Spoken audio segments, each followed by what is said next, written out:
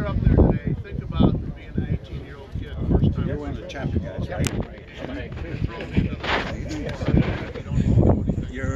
you on the flight? Okay. Are you handle the steps? Average age of a crew member on B-17 in the war was 19 Consider that the pilots, navigator, and bombardier had extra training, more trainings. They didn't have a whole lot. These pilots, you guys are on the flight, right? Come on in here. Gather up as a crew. Let's go. But when you throw it all together, and there you are hurling through the atmosphere at 29, 30,000 feet, and it's 30, 40, 50 below zero up there. And there's nothing there besides that 20,000 feet on the side. And then people are shooting at you besides all that. So I'm looking at last year. Think about these kids that did lose a bunch. It was like 1 in 3 chance of getting shot down on a day like the bomb. And if you had to do it 25 times, you could do the math. It's not going to work. So think about that. It's an honor and a privilege to have you with us today. BAA owns the airplane and has it out on tour for this. And it's because of you people that we get to do this. We're all volunteers. So take it away, Tom. Oh, I didn't steal too much. No. It's compensated very So we're the caretakers of this mission. 12,731 of these were built. And at the end of the war, all 12,731, almost every one of these were built in a short 3-year period. There were a few built before, but almost all of them were in a very short period of time. Everybody knows the commercial jet airliner that was built in greater numbers than any other in the history of the jet age.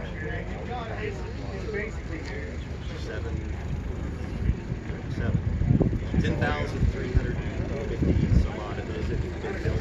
It's taken 50 years to build. So the 12,731 is just to put it in context. It took 50 years to even build 10,337.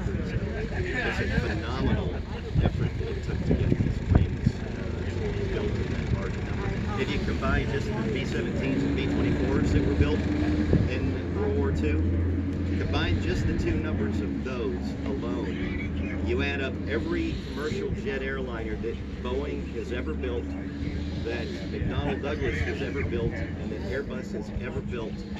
You add all three of those together, and then you add just the number of B-24s and B-17s. The number of commercial jet airliners built by the three major manufacturers didn't exceed the number of B-24s and B-17s until the year 2017.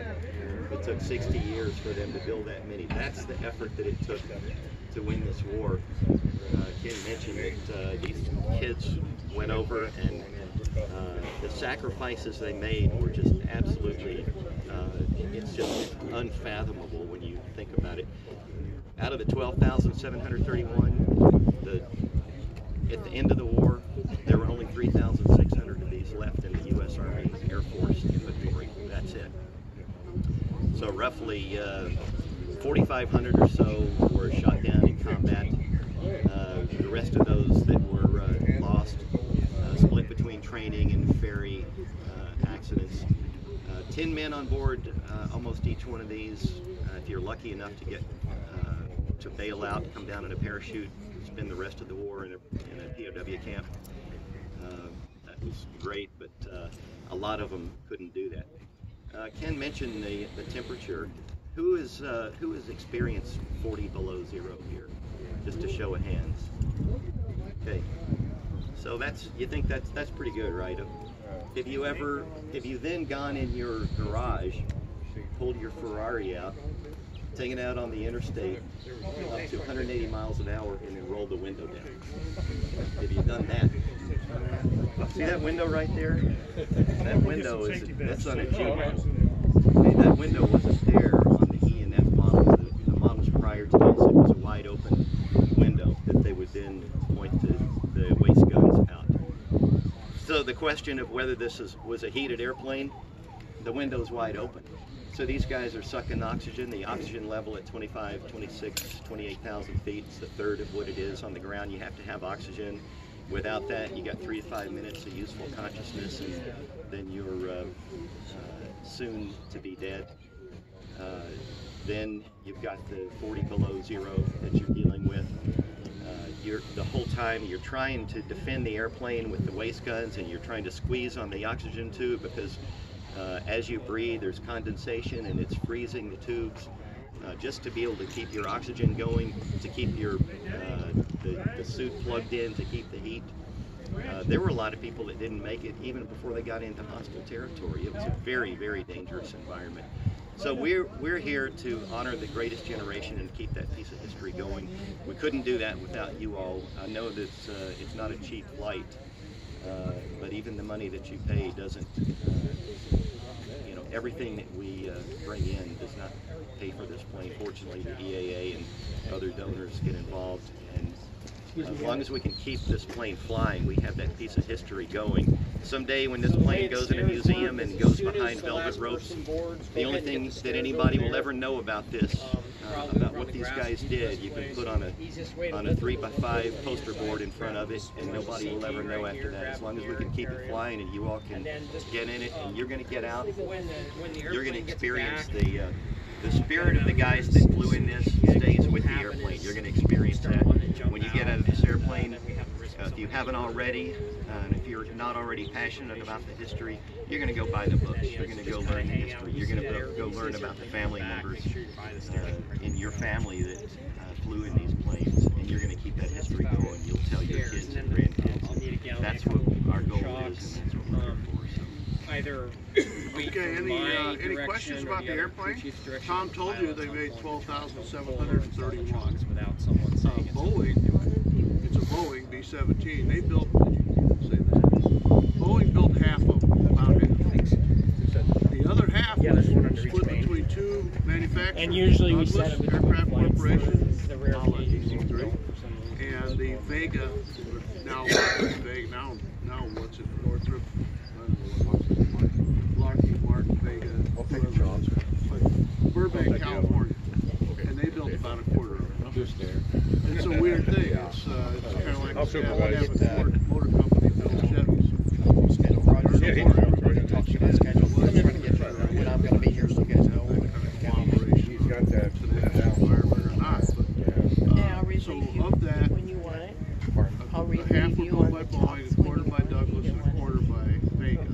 This particular airplane rolled off the assembly line. This week is its birthday. The 18th of May is when it rolled off, 1945. There's some people signed up for morning, some afternoon. I signed up. And it was built by Vega. Same exact airplane. Same is true with the engines. They're Wright Cyclones, but they subcontracted out because they didn't have the floor space to build them. And Studebaker Car Company in South Bend built, I think, two of them. Got two data plates. So two of these engines are old Studebaker. Yeah. And they're the ones that leak. Good day for driving. Put it in there, it goes out there. And we had, okay, so that, no, you can't. He brings up a good point. These engines are 1,200 horsepower engines, and they're geared, supercharged, and turbocharged.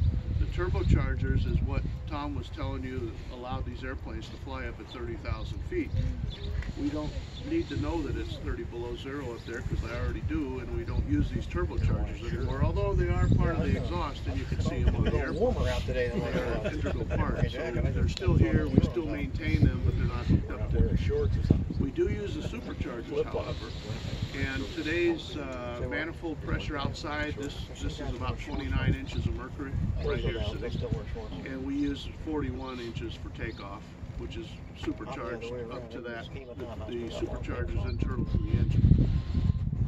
To your question about the fuel, we don't have the capability of the higher octane anymore, so we lowered the manifold pressure that we use on takeoff, because we don't, first of all, we're not carrying 10,000 pounds of bombs, so we're not as heavy as we normally would be, so we don't need the power, and also it's easier on the engines. But this fuel is less octane, so the detonation possibility is there, so we don't use the maximum takeoff power.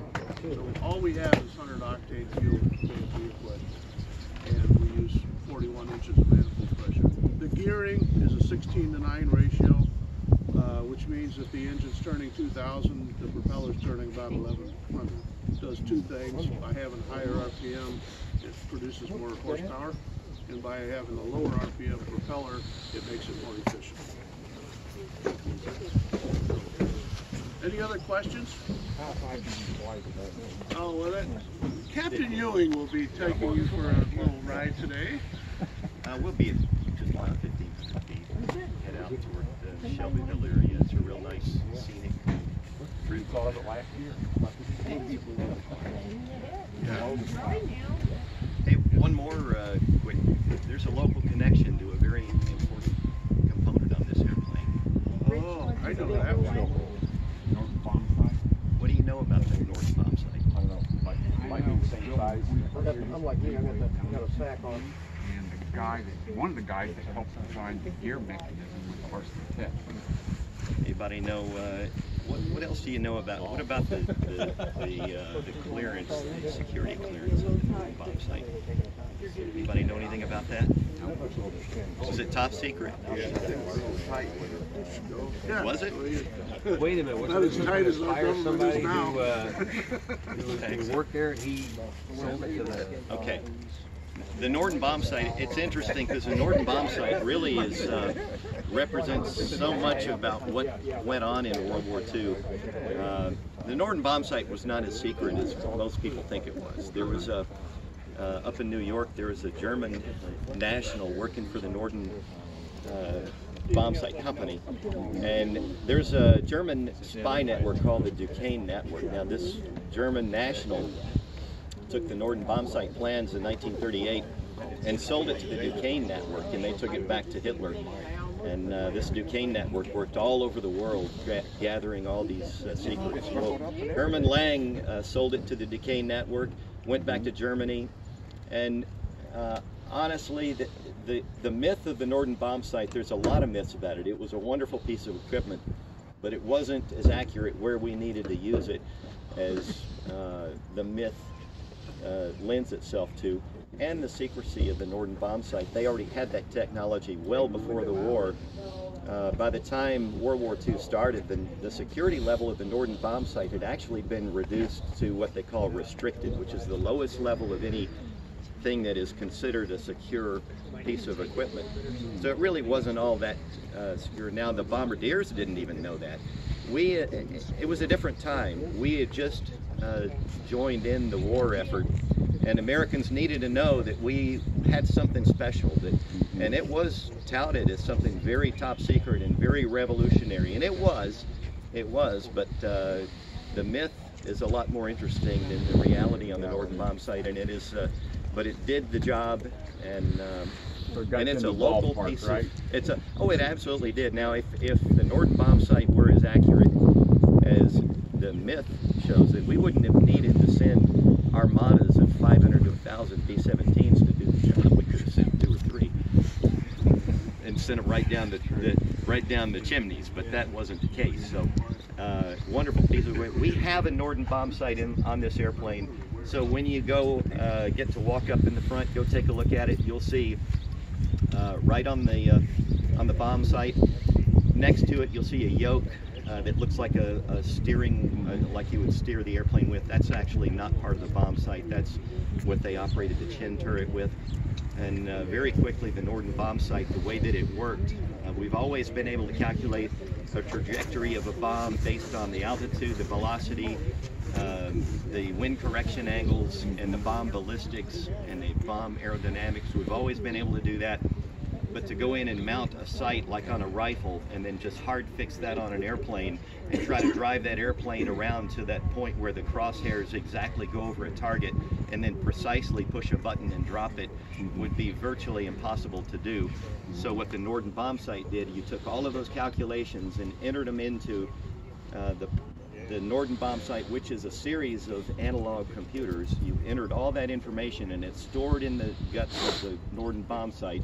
The bombardier's job was then to essentially do like a pseudo lock-on. So what he would do, he's got a movable mirror, a telescope, and what his job was, that telescope moves at a fixed rate, and his goal is to, with these wheels you'll see on the bomb site, to set the rate that mirror moves, and his goal is to keep those crosshairs right on the target, and if it moves ahead of the target, he needs to slow it down. If it's moving in front of it, he needs to, or moving behind it, he needs to speed it up.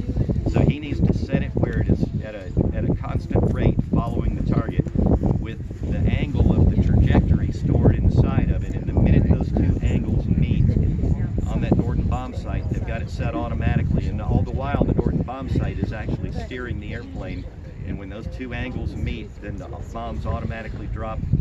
And with gyroscope, it's got gyroscope.